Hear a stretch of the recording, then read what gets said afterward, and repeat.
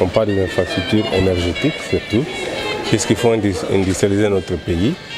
Nous avons aujourd'hui tout ce qu'il faut pour décoller ce pays. Bien sûr, à partir du changement de mentalité comme capital.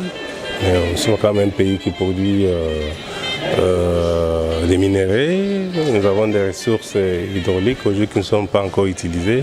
Je pense que les deux secteurs-là, infrastructures de logistique, de transport, l'ensemble peuvent décoller la RDC. Vous avez parlé de la production industrielle verte et en quoi sera-t-il utile pour notre pays? Ma présentation aujourd'hui devant les conférenciers, c'était beaucoup plus sur un projet présidentiel. Il s'agit du projet des Grands Inga. Le projet des Grands Inga est un projet transformateur de notre pays, je peux me dire continental, puisqu'on parle aujourd'hui d'un pays émergent comme la RDC qui sera capable de produire de l'hydrogène à partir de l'énergie hydroélectrique.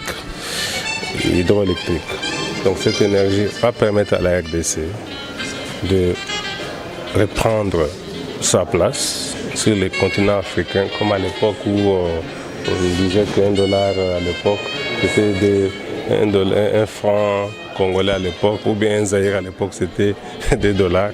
Ça prend votre sens, je pense.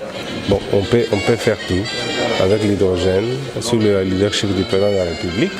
C'est un projet transformateur et qui va permettre à donner surtout l'emploi à la jeunesse, aux Congolais, qui va booster aussi notre industrie. On parle de raffinerie des matières premières qui sera faite en RDC, en respectant les codes miniers. On parle de production aussi des engrais chimiques à partir du hydrogène, à partir de l'énergie de Inga. On peut devenir numéro 1, puisque nous avons des millions de terres arables, ce qui peut être un plus dans le secteur agricole. Mais ce qui est important, c'est l'entrepreneuriat, où la jeunesse sera capable d'être engagée. On parle de petites et moyennes entreprises, où on peut avoir des Congolais capables d'être des fournisseurs dans les sous-traitances.